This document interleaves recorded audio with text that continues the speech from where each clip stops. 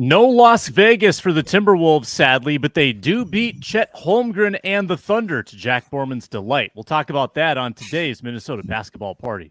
This is Locked On Sports Minnesota podcast. It's endless Minnesota Timberwolves talk with the diverse voices of your local experts. It's time for the Minnesota Basketball Party on the Locked On Podcast Network. Your team every day. It's Wolves Talk every Wednesday. It's the Minnesota Basketball Party on Locked On Sports Minnesota. Glad you joined us this afternoon. The Minnesota Timberwolves just keep on winning. They take down the number 2 team in the West last night in a 106-103 thriller. We'll, of course, be talking about that on today's show with our crew of Timberwolves experts who you'll meet in a moment. It's time for our opening tip. Jack Borman, tell us what's up. I'm Jack Borman. I'm the editor-in-chief and lead writer at candidacy, and I'll talk to you guys a little bit about why I think the Wolves have some of those, really important, rare, and tangible qualities of a team that we see make deep playoff runs into May and June. I'm Ron Johnson from the Ron Johnson Show, former Gopher, and I'm going to talk to you guys about why the Timberwolves have to find a guy on the bench that can give them some added power like the Warriors used to do. And I'm Reggie Wilson from Care 11, and much to Ron's previous point, I will make a case that the Wolves have the best depth in the West. And how about the schedule gods smiling on the Timberwolves? They're not going to Vegas, but they get 2 very winnable games instead next week. That's all coming up on today's Minnesota Basketball Party, which you can find here on video on Locked On Sports Minnesota, the YouTube channel, or the 24/7 YouTube live stream. You can hear our audio on the Locked On Wolves audio feed wherever you get your podcast. So many ways to watch and listen. Amazon Fire, Roku, Sirius XM, those all work as well. Big story today, Timberwolves 106, Thunder 103. I wasn't holding out a lot of hope for the Timberwolves to, fulfill the play-in or the in-season tournament scenario. I think they needed to win by 21 or more to make that happen, and then the Warriors needed to win by between 12 and 14, some absurd difference. But it wouldn't have worked out anyway because the Warriors lost to the Kings. So the Wolves do not win the group, but they do, more importantly, I would say, Jack Borman, they win the game against a good team in the West. In a lot of people's opinion, maybe not your opinion, but the Thunder gave them a test last night, and the Wolves came back on them in the second half and got the job done. Yeah, absolutely. And this is a game where Chris Finch said pregame that he was kind of taking the in-season tournament off the table for the team, and that he wasn't going to try to have the team's mentality be, we need to win this game by 25. Because I think when that happens, it becomes harder to win the actual game. And so it turned out to be a good thing for the Timberwolves. And that I think that this is a group that, really just sticks together and believes that their brand basketball is going to win out in the end. And I think last night was a great example where, they were down, I want to say they were down 10 at halftime and then switched to a zone in the second half because, they were unafraid to say, hey, our first game plan, our first, defensive plan of attack wasn't working. Let's switch to a zone. Let's try to mitigate what the Thunder were doing to try to minimize Rudy Gobert's impact. And that's exactly what the Timberwolves did. The zone caused all sorts of problems, kept Gobert at the rim, made life really difficult for Chet Holmgren, and kind of was able to contain some of the penetration from Shai Gilgeous-Alexander. And then, you get a couple of role guys in Naz Reid and Troy Brown Jr., the man of the night, stepping up in a major way in that fourth quarter too. I want to say gave them 19 of the team's 30 points in the fourth quarter, which was pretty huge, especially on a night when Anthony Edwards goes down with a hip injury that I don't think is too serious based on, what he was doing and what he was saying in the locker room. But yeah, like you said, all in all, a great win for the Timberwolves. Ron. Yeah, when you look at the injury, that's what I was worried about too, because I was like, is that an arm? But then, the fact that it's a hip, it's going to be sore. It's like a hip pointer in football. You get hit there all the time. He's going to have to get it shot up a little bit. The big thing about basketball is you don't have to take additional hits after that. You might get bumped, you might get here, but they can pad it up. He might have to control some of his ridiculous jumps. But that's the reason why that secondary charge guy, so many people in the NBA hate that. The fact that guys are taking off and guys are running under them after they've already decided that they're going to go up.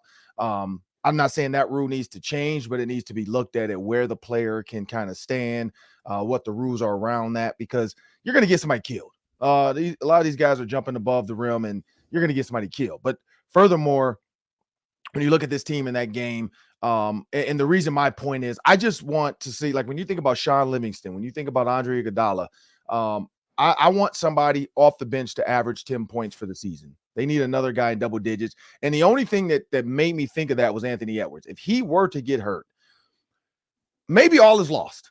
Like, maybe we can't have shiny things in Minnesota. But I'm also like, if he has to be out for a little bit, who can come in and be now a guy that can give them 20?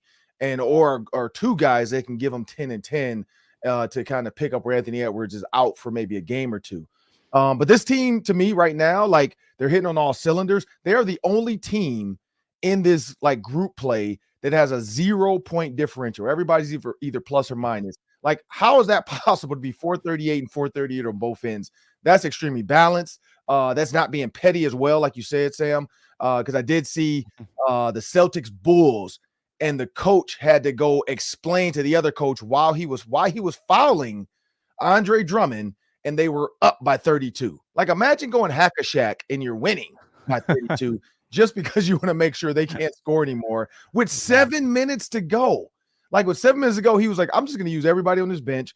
Everybody just keep fouling him because he's not going to make free throws. One, and if I'm Andre Drummond, like, I'm like, sub me out, man. This is bull. I need to go practice, because if I can't make free throws and they're willing to foul me to stay up by 30, I got to get this fixed. And so I look at the Timberwolves, one, as a classy organization that didn't try to blow the doors off. We know we talked about the Warriors needing how many points. I didn't see how they finished, but they were up like 18 at half. So at the end of the day, the Kings end up getting it. They don't make it to Vegas, but they were close. They almost won the mini Super Bowl of basketball. They almost did it. They were so close. And the fact that now this does give people added excitement around basketball. I'm not going to lie. At first, I was a little like, this is dumb. But now you do get, because now the Lakers might go win this. And who cares about the rest of the season when you can say you're the in-season tournament champion? I think everybody else cares except for LeBron. He'll take this one. But that's where I think this Timberwolves team is. They need another guy just in case, because Anthony Edwards, what are you going to do? Can you find an Andre Iguodala, a Sean Livingston, an absolute just come in, give me 10 points efficiently, get off the floor? That's what I'm looking forward to with this team. Oh, Reggie, maybe that guy's Troy Brown. He pops last night in the fourth quarter. Big three, big layup down the stretch. Missed a free throw at the end. We'll forgive him for that. But that's the scoring off the bench that I think I've been looking for. I know Nas gives you a dozen a night. I've been looking for one more guy to do something, like Ron said. Maybe it's Troy Brown. Yeah, and I think last night was what I needed to see to make a statement like, hey, I think the Wolves have like the best depth in the West. Just so when Ant goes down, you know, it was neck and neck at the time. They're throwing haymakers at each other. SGA is on a heater, and you're like, oh man, here we go. How do they sustain? How do they somehow go out and win this? And I just think it was impressive. Like they didn't have a spectacular performance from Cat. You know, they had a solid performance from Rudy, but it was the bench. You know, guys like Naz Reid. Naz had 15 points last night. And then Troy Brown Jr. Look, man, that 17 was impressive. You know, you look at what he did last night, and you just wonder if you could see it on a consistent basis. And I think to Ron's point, you know, if he can be a guy like a Livingston or an Iggy, like that could really be something special for the Wolves. You know, you're going to put Nas in, and Nas is going to do what he does. And he did that. You know, you may get 15, 20 from Nas off the bench on any given night. And so you saw the 15 last night from Nas, and that was helpful.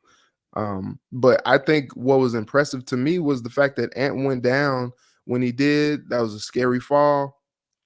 And, you know, it was nice to see him back on the bench, you know, in the warm-up jacket and just, you know, being there for the team. But when he goes down like that, you want to know that they have enough to still be able to put good teams away if they have to. And that's what happened last night. And that just kind of encourages you.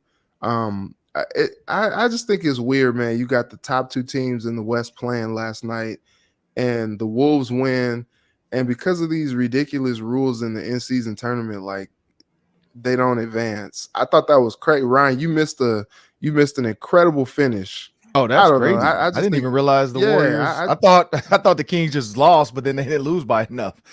Man, that's crazy. No, the Warriors lost that one on the last second. Malik Monk played hero in that one. So it's a weird deal, but I guess the Wolves will take it.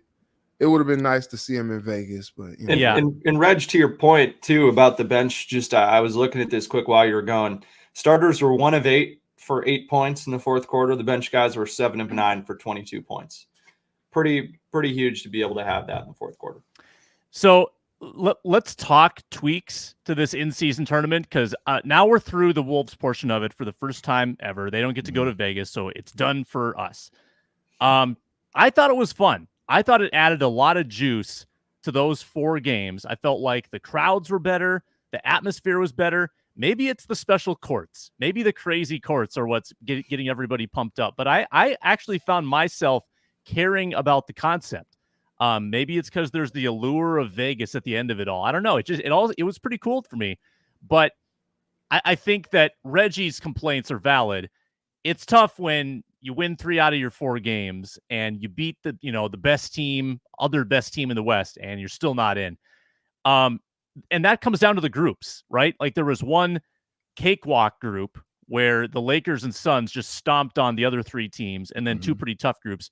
Do you set it up sort of by conference where just 4 best records go, or would you tweak anything, Reggie, next year for this tournament? I was listening to Inside with Charles Barkley and guys last night, and Chuck kind of complained about the point differential, and I'm with them on that. Like, this is not like college where style points matter and all that stuff. Like, either you win or you don't. It's weird, man, because it's the NBA. Like, I know we've seen some lopsided games in the past, but like, I don't know. Like, I just think it's a cheap way of just trying to build excitement and entertainment in these games when the games themselves are already just super entertaining as it stands. Like, you got guys shooting 3-pointers from places that you historically just haven't seen in the history of the league, and these players are jumping out of the gym, and the game is exciting already, and you add these different stipulations on how these teams have to win. Like, winning should matter. The fact that you won should matter. And then now you have these teams like, trying to chase points and all that. I just think it's not the best idea for the game. Like, I'm cool with the tournament itself. I think it's exciting because the basketball is more intense, but you put all these different stipulations on things, and I don't know. Like I said, it's the NBA. Like, these guys collect paychecks just like the other team does. And so, I don't know. I don't know that you want to set any type of weird precedents with teams just like chasing points like that. And like you said, 3 out of 4 games you win when you're the Wolves and you don't find yourself in contention to play in Vegas. That just doesn't seem right to me. Well, you know what will kill the concept is if a team actually needs the points in the fourth quarter, they play a star and the star gets hurt. Then the plug gets pulled, right, on the point differential thing. My suggestion would be, why stop at 4? Why not do double round robin where you play each team twice, make the tournament go a month longer? Then I think you're going to have fewer tiebreakers. If you're playing 8 games instead of 4, the tiebreaker is only going to come into play in rarer cases. The tiebreaker is coming into play like every single group, right? The way it is now. So lengthen the tournament, play 8 games, and then you won't have to worry as much about the tiebreaker because you'll have also more head-to-head data. Ron, any complaints, any likes or dislikes about this tournament? The only thing I would say is I think they're on to something. I don't like the point differential either because, again, like I said, watching that Bulls Celtics and they start fouling Andre Drummond, I was like, that's petty. And then as a coach, have to explain it to the other coach because he doesn't even realize, because he's not paying attention to your point differential. He doesn't give a crap about you. And so you have Missoula had to go there and explain it like, hey, look, man, like I'm doing this because I got to win by 23. So I'm like, hey, look, I'm just, and then like, what do you expect the coach to say? All right, screw it. Fine. We'll stop scoring so that you can get in this thing because we haven't won a game yet anyway, because that's where the Celtics were at. Like they were going to tie the Orlando Magic 3-1. The Bulls were 0-3 at the time. So the Bulls could have laid down, but then you don't want that. You don't want the other coach coming into the game telling the other coach, like, look, you have no shot getting this. Let me take this, man. Like, let me get this. Because, like, that's not good either. I think that the way it should play out, I like your idea, Sam. Either one, you play this, or two, the two tiebreaker teams just have to play each other. There's a lot more ways to get around this other than trying to do flat out points, because I think it gets petty at that point. Yeah. Jack, final thoughts on this?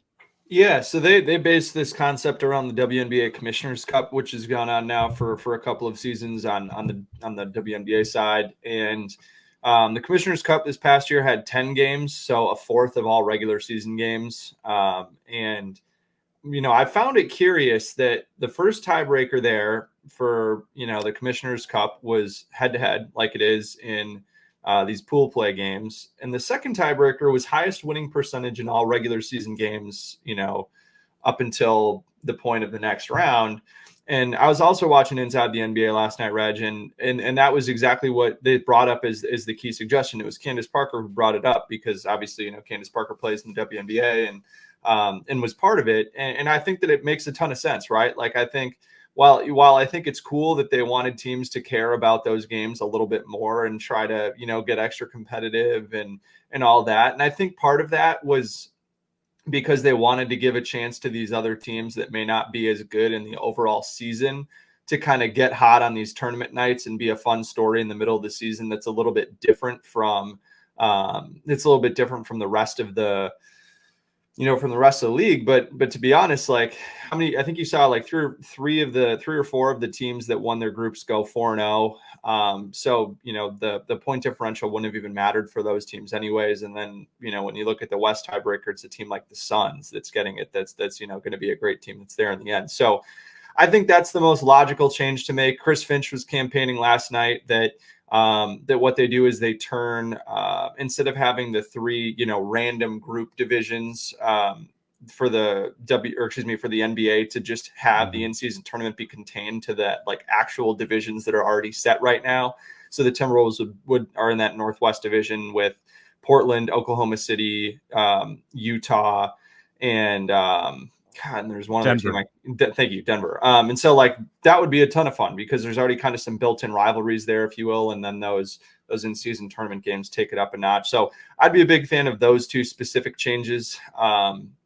But I guess it's kind of hard to argue with the results, I guess, so far if the Wolves are going to pick up 2 extra games against the Memphis Grizzlies and the San Antonio Spurs, which should be fun. So yeah, I was going to touch. So I was going to, Wemby. I was going to touch on that. Yep. I don't know the scientific process behind assigning those games, but the Wolves. I can explain it if you want me to, but it's a little convoluted.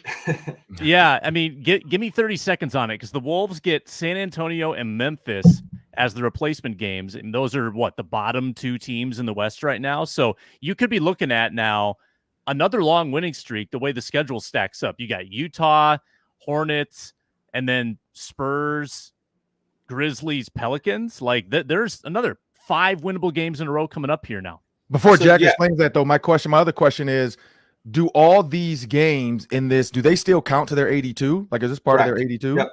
So all these games count towards the 82, these added games that we found out about late last night. And then the quarterfinals and the semifinals of the in-season tournament count towards season standings and statistics. And then the championship game of the in-season tournament is a game 83. So that does not count. But only the championship doesn't count. Correct. Yep. And so these added games, basically what it was you were going to play a team that you only were scheduled to play 3 times, and that is also in your conference. So there were 6 teams that fit that bill for the Timberwolves: Golden State Warriors, the Houston Rockets, Memphis Grizzlies, Phoenix Suns, Sacramento Kings, and San Antonio Spurs. So they undoubtedly got the best possible draw that they could have, where the Spurs are a little bit better than the Grizzlies, and to get the Spurs at home and then go back on the road to Memphis where you just absolutely stomped them. And John Morant's out at concerts making gun things during songs. So yeah, that's a good look for him. Yeah. I saw online someone said he was like a GTA NPC, which I thought was something else. But I saw the video of the dude doing it. The dude looked fake because he has so much like fake hair painted on in his lineup. Then he had all these little cuts in it. So I didn't know if that was Ja with a haircut. And then you look up and it's Ja like in a white shirt, and he does look like I get what they're saying. It did look like one of those like fake video game people, like the way he was, because he was just standing there doing like the gun thing, and I'm like, dude, you literally are kicked out the league for guns. Like, if anything, I'm at a concert, I'm opening up a Bible at a concert and swaying with it. Like, I'm not doing anything gun related on, like, you're gonna be on camera, you're Ja Morant, and you're standing up in a VIP suite. Like, come on, he's not smart.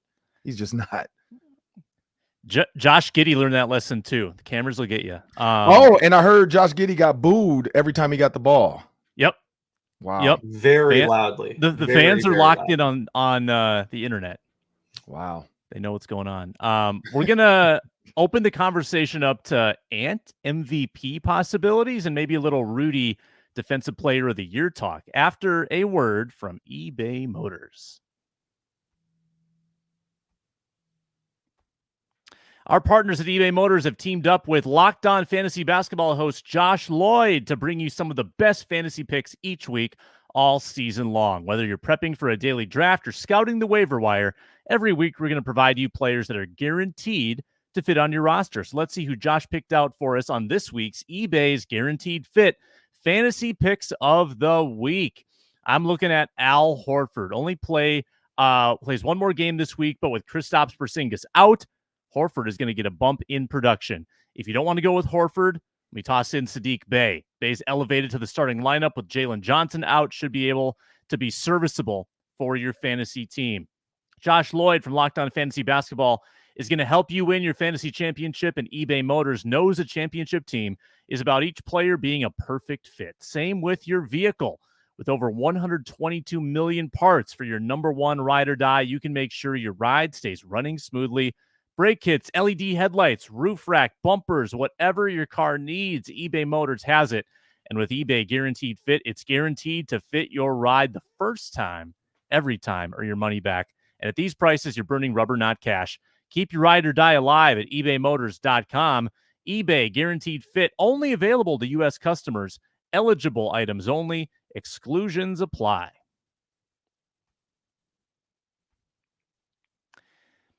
So first, let me say on the Ant injury, this is what haunts me. When my mind races at night, I just picture Timberwolves flying through the air and falling hard like Ant did last night, because it's always a fall. Like Cat fell a couple of years ago, out for months. Naz Reid fell last year, out for months. Like, bad things happen when you fly through the air. And Ant Edwards, like, I think yesterday I went to check on my kids in their bedroom. I come back out and I see a slow-mo replay of Ant Edwards falling in slow motion, and I don't know what's going to happen. I was terrified. So I'm worried about Ant. That being said, let's assume he's okay.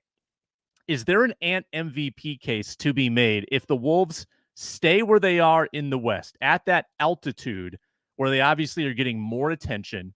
More people are going to be looking at, okay, who's the best player on the best team? It's Ant Edwards. He was getting the MVP chance last night at the free throw line. So, Ron, is Ant a viable MVP possibility for this team? Yeah, I don't see why not. I mean, the thing about MVP, and this is what happens, is when people win. So, like Ja Morant, some of these other names, these guys came out of nowhere, and all of a sudden start getting like national news. Why? Because their team started winning. They started having an identity. I mean, Rudy Gobert is getting choked out, so that's almost like the Dylan Brooks of the Grizzlies. Like, you just become a bully. And so when you create like an identity of a team, and now it's resting around one being number one. I mean, look at the Nuggets. The Nuggets became a number one team, and all of a sudden, like, yep, here's MVP candidates there. It's all about who wins. I hate to say it, like, they're never going to give the 8th place team anybody on that team. That guy might score 50. They're not going to give him the MVP because they're going to say, how are you impacting your team to win? And is impacting the team with wins as well, with a combo of Cat, Rudy Gobert, Mike Conley, Naz Reid, Jaden McDaniels. Like, that 6 is a big time 6, but Ant Edwards for sure, like, you can just feel it when he gets the ball in his hands. it just kind of feels automatic. Like any mid-range jumper, it feels automatic. When he rocks that crossover, you know a step back is coming or a drive-by. Like he's kind of consistent with that move. And you don't know, you can't guess right. And it's faster than James Harden. Like James Harden has that same feeling. He gets the ball, he rocks you, and you know he's going to do one of the two things. Ant does it quicker, he does it stronger, he's jumping higher. Like he is a guy that as long as he stays in shape and doesn't end up like, and we know James Harden gained weight in certain points of his career, he's pretty much unstoppable. So yes, I'd say he's an MVP candidate. Reg, your thoughts?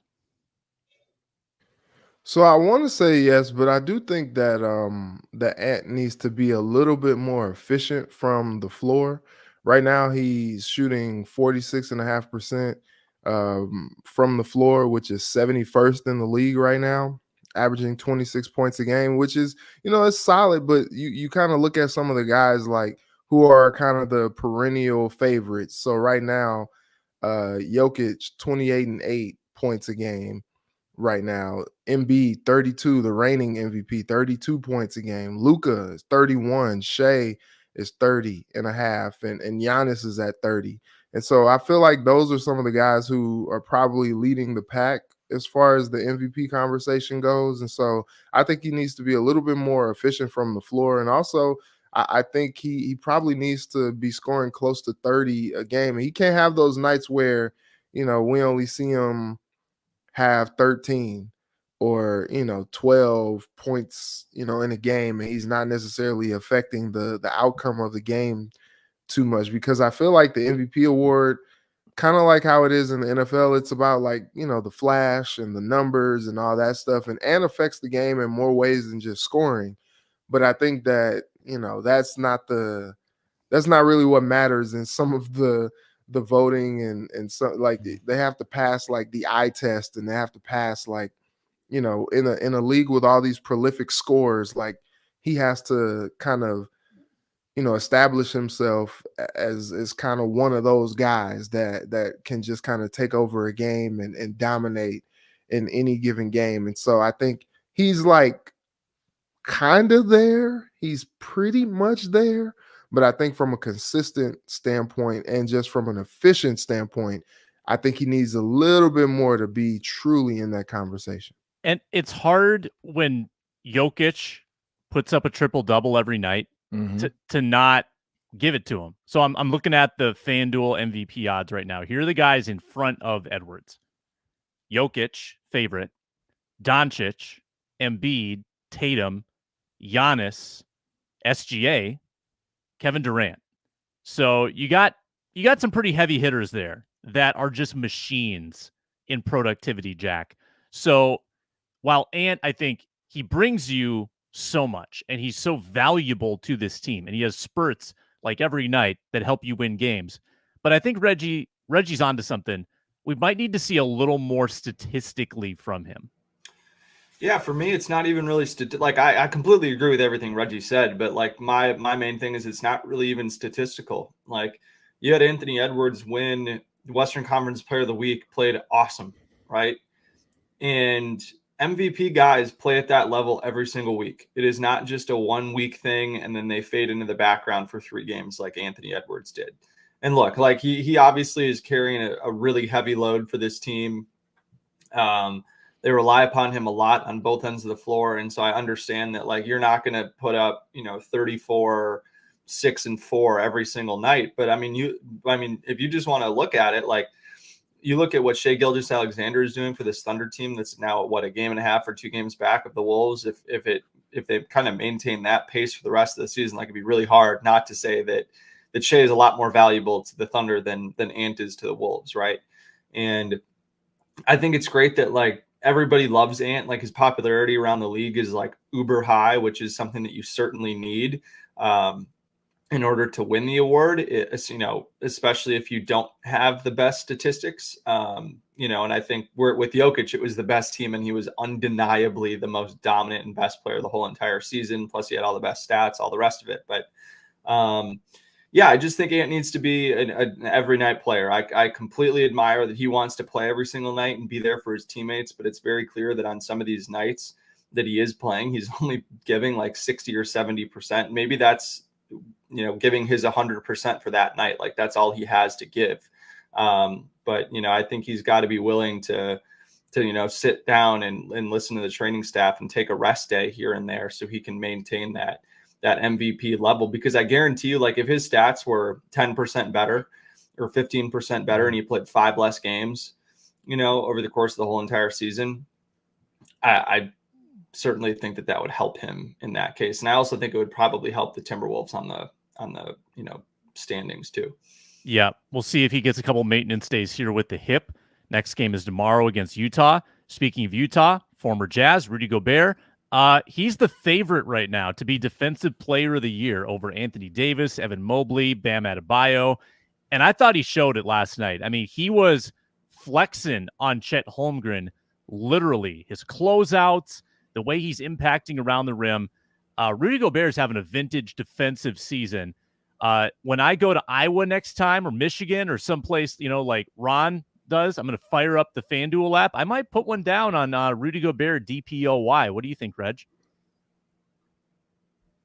Man, I love everything about what Rudy's doing right now. You look at kind of like the stat sheet, and maybe that's not like the most eye-popping thing, but, last night, man, 6 of 10 from the floor. He's hitting 5 of his 6 free throws, 16 boards. He's got 4 blocks. He's even got a steal in there, 17 points. Like, man, like I'm just loving what Rudy is doing. I'm kind of reading some of the tea leaves and also, reading about some of the things that Rudy feels like is different from last year. And, last year just wasn't his best year at all. And, there are a lot of factors that went into that. This year, he just looks focused. He's going out there, like you said, like flexing on Chase, like, little dude, like this is my area. So I'm just loving the fire, the intensity from him, how he's playing on both ends of the floor, really aggressive on the defensive end and really just making things difficult. And I just keep saying it, but like he's proven Tim Connolly's up there in his suite. He's like, he's so happy. No one is happier than Tim Connolly. Yeah, like I love that for him, and I love it for the Wolves because like this was not an easy thing to do, with the whole Twin Towers experiment. How is it going to fare with him and Cat being down low together, and it's working, and Rudy is one of the bigger benefactors of this second year in this system. Ron, we've been pretty critical of Rudy on your show. Yep. You changing your tune on Rudy at all? Oh, yeah, I am. And the thing, I'm always, me, like I'm always willing to give people the benefit of the doubt. I just thought last year, and I think everybody thought this, Rudy Gobert was not what they thought he was going to be. He came in and was supposed to be what he is now. And the fact that you see the Utah Jazz getting so much out of their guy in Walker Kessler, everybody's like, man, we should just kept Walker Kessler. But see, now Rudy Gobert is starting to set himself apart. He's starting to really show, okay, I can be. I mean, you look at the rebounds. He's almost at 12 rebounds a game. I think that's what we weren't seeing, where it was like, I mean, he had like didn't he have like a 20 rebound night or something like that, or something ridiculous, or 18? Like, that's the things that Rudy Gobert has to continue to do, is like, do what you're good at, dominate. Also, I do understand guys learning each other and guys getting more acclimated to each other. But Rudy Gobert being a true defender, a true rebounder, basically only giving teams one shot. If they miss, don't give them an additional shot. That's why the Warriors, if you watch the Warriors play, that's why they play so well and they won games, is because of that second shot. Steph Curry might miss, but they always were prepared to rebound. And that's why Jordan Poole, and we'll talk about that later, is an idiot, because he feels like he should be the Steph Curry. Everybody should be worried about his shot and then rebounded to get it back to him. And that's what the Warriors do. They would rebound, get it back to Steph, that additional shot. Steph probably doesn't miss twice on the same shot. Rudy Gobert now has eliminated that for a lot of teams. He's eliminating that second shot, and that's why I am on board. Like, I don't care about when you have Cat, Slow-Mo, you got, Jaden McDaniels, Naz Reid, you got Mike Conley, Anthony Edwards. You got enough scorers.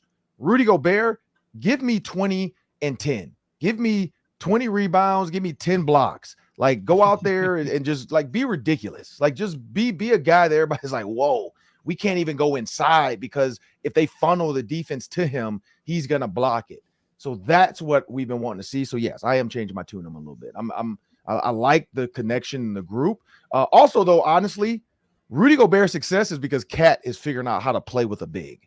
Like Cat last year felt like he was forcing a lot of crap. He was driving way too much, flopping, throwing the ball up. He's kind of figured out he's not the guy that needs to do that. It needs to be Ant. He can be the pick and pop guy. He can be the pick and drive guy. And now and then he can be the pick and pass guy. And now he's starting to play within the system as well.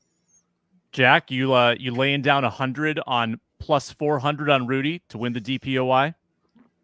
I mean, yeah, I would. I got it for higher than that earlier. So wow, good for you. So I can't say that. I mean, I would definitely double down at this point. Yeah, I mean, my biggest thing with Gobert is something that Chris Finch mentioned last night, which was that Rudy Gobert has been much more vocal at the back of the Timberwolves defense this year than he was last year. And I think Finch said he's much more familiar with all the concepts and all the terminology that they're using. And now that he's played with all these guys, he feels like he has total command of that defense and is quarterbacking it a lot more than he was a season ago, which is very evident. And I think that you've seen him operate now in four really different defensive concepts, or schemes, which are, he's played up at the level of the screen. He's played in drop coverage. He's switched out into the perimeter and done a phenomenal job of forcing really tough shots for guards and wings. And then you saw what we saw last night in the second half, which was, anchoring that rim protector spot at the bottom of the 2-3 zone. And, it made Chet Holmgren's life a living hell last night in the second half, especially. I think Chet Holmgren had 5 assists in the first half. He only had 1 in the second half. So even though Chet wasn't really scoring in the first half, he was still impacting the game in other ways. He was not doing that in the second half at all. You could tell that Chet Holmgren wanted no part of trying to drive at Rudy Gobert, wanted no part of of trying to do anything other than shoot over him, and it did not work out well. And it's just those games where he can really set the tone for a team and totally wreck a game. And he was undeniably the Timberwolves' best player last night. And I think it just speaks to this team's identity that they're doing it on the defensive end, and that Rudy Gobert is the most important part of that identity. And that, they've had plenty of nights this year, right, where they don't shoot it well. I think they were 6 of 24 or something like that in the first quarter.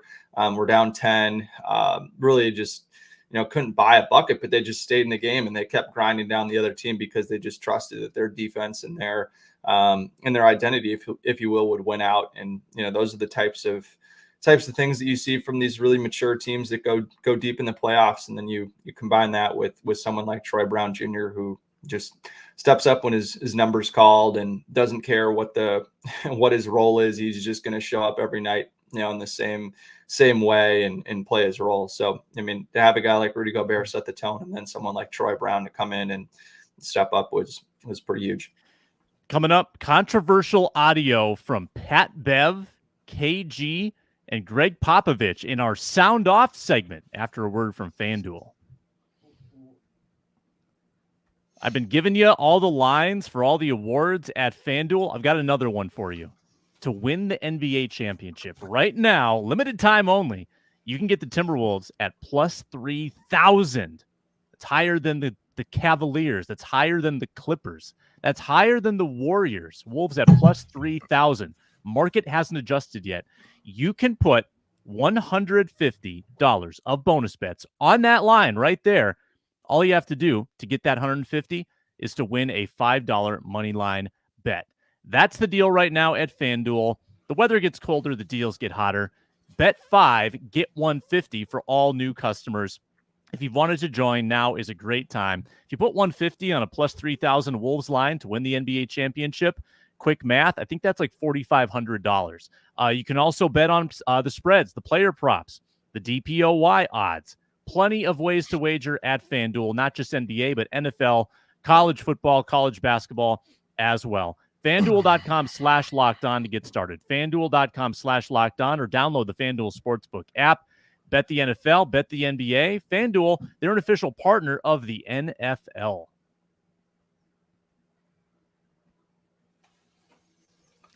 In closing, gentlemen, it's our Sound Off segment. Some of the most controversial quotes from around the NBA in the past week or two. This is a little bit of an older one, but we never talked about it on this show, I don't think. Pat Beverley goes on a podcast and calls Cat, his former teammate, bogus. And he said a bunch of other stuff too that I probably can't quote, but he calls Cat bogus for not getting into it more with Draymond Green, not pulling Draymond off of Rudy during their fight. What do you make of Pat Bev calling out Cat, Jack Borman? Yeah, I mean, I understand Pat Bev, and like it's very on brand for Pat Bev, but I also think that Pat Bev knows Karl enough where it was a lose-lose situation for Karl, right? I mean, Karl at 33-11 was awesome in the fourth quarter. If he fights him, he's a fake tough guy, and if he doesn't fight him, he's a bad teammate, right? I think it's just a shining example of why I think the Timberwolves are. While we're all, I think, grateful for the Pat Bev era and we'll remember it fondly, I think we're all probably grateful that the Timberwolves have replaced Pat Bev with guys like Mike Conley and Kyle Anderson. Ron. Yeah, same thing. I agree. I think like you can't win with that. Like I don't know. I know Pat Bev thought he was the enforcer and he wanted to do this stuff and he was a little bit of a gnat. But yeah, like you can say whatever you want. Karl-Anthony Towns, if he yanks Draymond, it gets even worse. Like you're just going to make a bad problem worse by getting involved in that. Draymond is an absolute like disaster waiting to happen half the time. So yeah, he was better off just staying out of it. Reg. Yeah, I'm not worried about Pat Bev, man. He's coming out with something new every week, it seems like. I just saw yesterday he's upset now. He's beefing with Austin Reeves because he did the too small, on him in the game. And it's just like, dude, he's done as big of a pest as he is. You're going to get mad at Austin Reeves for doing that on you. Like, come on, get out of here. Like, he's not a person that I go to that I'm like, oh yeah, I think his takes or I think his judgment is sound in these things. I don't think he was looking at it from a clear point of view. Cat had no reason to get any more involved in that than he did. And, all the people on social were very quick to point out, how many times Cat has been on the odd end of some of these kerfuffles. The proliferation of current and former NBA players doing podcasts has led to some absurd audio, including the KG audio where he's talking with Paul Pierce on his show. Again, a very unquotable rant for a family show, but the crux of it is KG calls out Jordan Poole, says he doesn't belong in the league because of the way he's acting in Washington. Ron, what do you make of KG's latest? He's at the effing league.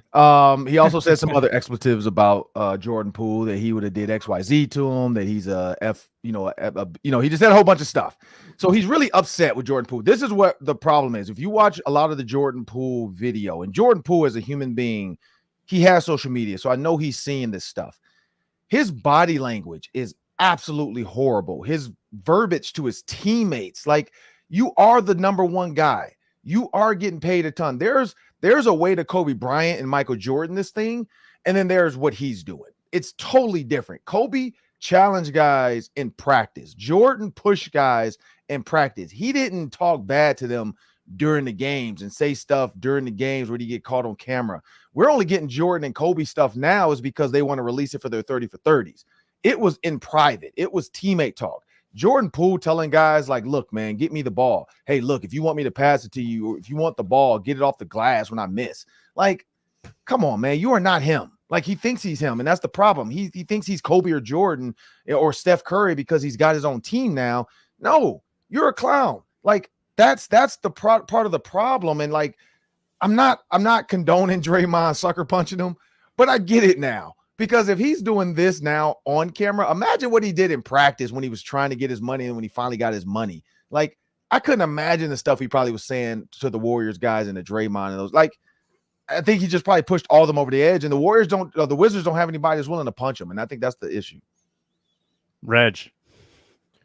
I think what Jordan Poole lacks right now is just the structure of a place like Golden State. Like, he and Kyle Kuzma together, like, they are in the head Olympics. Like, it's like not, it's goofy basketball, man. And to Ron's point, like, yeah, Poole won a ring, but like, you won with one of the greatest shooting teams of all time. And so, like, don't get over to Washington and think that you're just this dude that, everybody's supposed to follow. Like, you got to lead by example. You got to be the first one in, last guy out. You got to be the most attentive guy in the huddles, not looking at what baddies are in the crowd or whatever the case may be. Like, I'm not a fan of how he's doing things. It just screams immaturity to me. And from a basketball standpoint, they were talking about how the Wizards are like, they don't consider him a cornerstone piece. That's sad.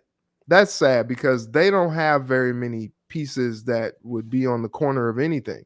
And so I think he's the guy that is probably going to end up being a dude that's going to be coming off the bench, glorified Jordan Clarkson, if you will, in maybe like a year or two. Jack? I don't know if you saw the recent video before Jack goes, though. There's a recent video of the Pistons game with Jordan Poole. He makes Cunningham fall. And instead of just shooting a 10-foot jumper, he then tries to do like another Euro type step just to try to throw like a Steph Curry floater, and Azure throws it into the crowd. It's like, just shoot the jumper. Like, nobody's by you. You want to keep going and do extra stuff and jelly roll it? Like, come on. It's an entertainment product, Ron. Like, he's a clown. Like, just shoot the jumper. Like, why are you trying to be extra? But go ahead, Jack. Man, I'm kind of sick of him. All I was going to say is that Steph Curry doesn't get enough credit, man, for carrying all these bums. You think about Jordan Poole, you think about Draymond, you think about Andrew Wiggins. He made all these dudes, probably a combined $400-500 million.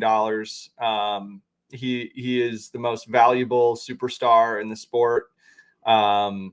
And the fact that he got Jordan Poole this money, Jordan Poole now goes to Washington, and just is blatantly not paying attention in huddles, resulting in drawn up plays breaking down because he's not locked in and has no idea what the play even is. I think Reg said it perfectly with the structure of Golden State and really just the structure of Steph Curry. He's the best leader in basketball, and it's a shame that Jordan Poole isn't there to receive that guidance anymore. 39% from the field. Wizards are robust, 3-14. 30 seconds each. Greg Popovich hops on the public address mic. I've never seen this happen, and asks the Spurs crowd to stop booing Kawhi Leonard. Reggie, what's going on there? Okay, so when I first saw it, I was like, good for Pop, man. Good for him. He's like the dude there, whatever he says goes. But then I started seeing a little bit of the discourse, and I was just like, yeah, he kind of has a point. These fans paid to come and see a product. They can kind of do what they want when they get there. So you getting on the mic and telling them to shut up, I don't know if that is the best thing to do, but like, I kind of see both sides of this one. Ron? Don't do it. The fans can do whatever they want. They can don't do it. Just stop being higher than trying to be a high mighty guy. Like, let them boo it. Like, this is what sports are about. Like, you can boo, you can cheer, you can do whatever you want. I paid my money. You can't tell me what to do. Like, stop it. Yeah, speaking of robust records, the Spurs are 3-14 also. That's the luster is wearing off, the excitement on the Spurs. Jack, your thoughts on this? Get the hell out of here. That's my message to Greg Popovich. Kawhi requested a trade. He demanded a trade to leave because of some really weird medical reasons that everyone thought were kind of BS. These fans are paying their money to come see a product that Popovich is purposefully making worse by playing Jeremy Sohan at point guard. We have a pretty sizable sample now of knowing that does not work at all, while Trey Jones and Wembanyama lineups are incredible. I'm going to have been the whole entire season, and he refuses to put Trey Jones in the starting lineup to try to win games. If I was a fan, I'd boo the hell out of Kawhi. If I were a Spurs fan, I'd boo Pop even louder for doing that. Don't tell me what to do after I spend my money and come to watch the Spurs. Tough year for epic coaches, Belichick and Popovich. They're maybe wearing out the welcome a little bit. That's our show for today. Thanks so much for watching on Locked On Sports Minnesota and listening on the Locked On Wolves audio feed. Jack Borman, Candace Hoopus, Reggie Wilson, Care 11, Ron Johnson of The Ron Johnson Show. We appreciate you all. I'm Sam Ekstrom saying so long until next Wednesday on the Minnesota Basketball Party.